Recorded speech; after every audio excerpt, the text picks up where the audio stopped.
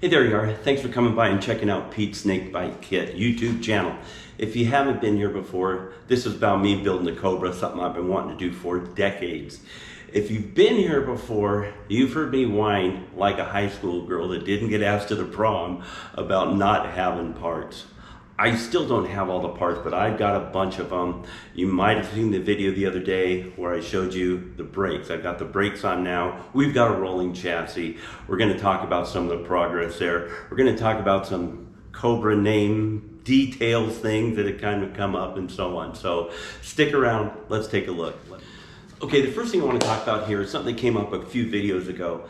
I've gotten called out on this a few times. I've been calling my car an AC Cobra, and a couple of you guys out there have accurately said, hey, it's really a Shelby Cobra. I just want to touch on a couple things there. So as you know, I've been wanting to build a Cobra for a long time, and when I mentioned it to friends and acquaintances and co-workers, they'd be like, oh, like a 99 Cobra? No, that's a Mustang. What I'm building is a Cobra. And legitimately, there was a few model Mustangs that were called Cobras. So I started saying an AC Cobra, making the differentiation between a Mustang, which are cool, but it's the real deal, right? The other thing is the name did progress, is where they had AC badges on them, the first gen cars, the 260 cars and so on, and then kind of progressed through. So you guys are right. A 427 car was a Shelby Cobra. There obviously is some AC stuff in there, was an AC built car and so on, but it's kind of fun to talk about. I want to show you a little clip of a video of what somebody calls their car, and he has owned this longer than anyone has owned a Cobra, no matter what you call it. Let's take a quick look. Now, the other reason you're here, you're not only legendary, obviously, jazz man, legendary car guy. You are the longest original owner of this car in the history of the world.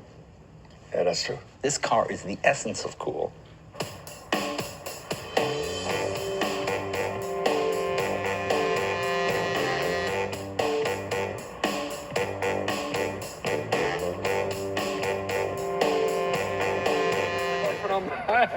And then Miles pulls up on the side and he says, "What the heck is that?" It's not exactly his words, he had another word. Yeah. Right. And I said, "It's an AC Cobra." Well, what a thrill that is. Oh, thanks, Jay. It is. I mean, it's two American icons, the Cobra and the Hancock. No, it's really great, man. I mean, thanks for this. Well, this Cobra has a rhythm. It does have a rhythm. Yeah. It's got a heartbeat. Yeah, I like that. Yeah. I like that. Very cool. See, your Tesla's never gonna have a heartbeat like that. That's right. So there you have it. Jay Leno's got a pretty cool channel if you like cars of any type, or more importantly, if you like cars of every type.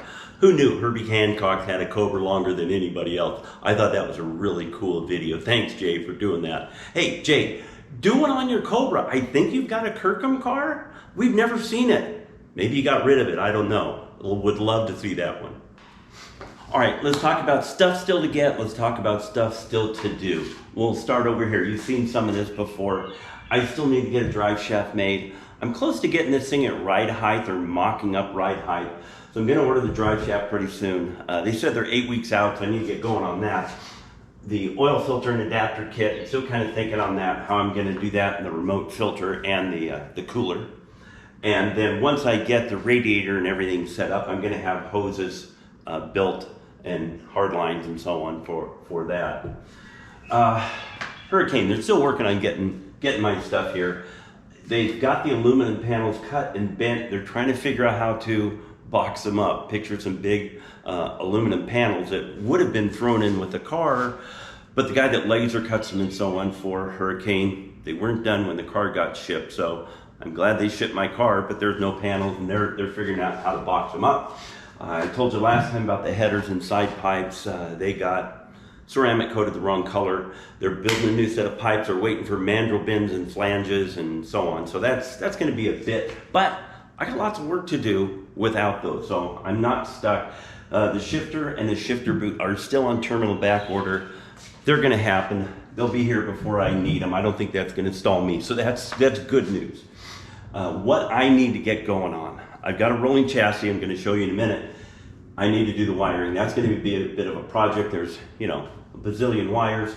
I need to get the brake lines and hoses strung up on the chassis. I need to get the fuel lines strung up on the chassis so I can drop the tub over it. This is the passenger compartment, because I don't want to be doing this stuff laying on my back. Right now I can do it, you know, on top of the car. So there we are. Let's take a look at the car.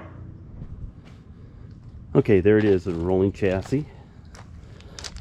Kind of fun to see it outside in the sunshine.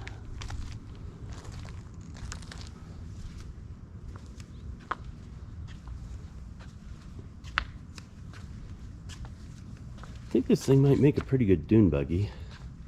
I don't think I'd need to raise it up a whole lot. Maybe some different tires.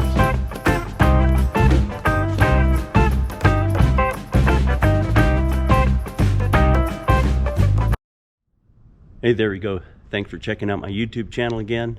And I'm going to get to work on this thing. And we'll see you next time. Take care.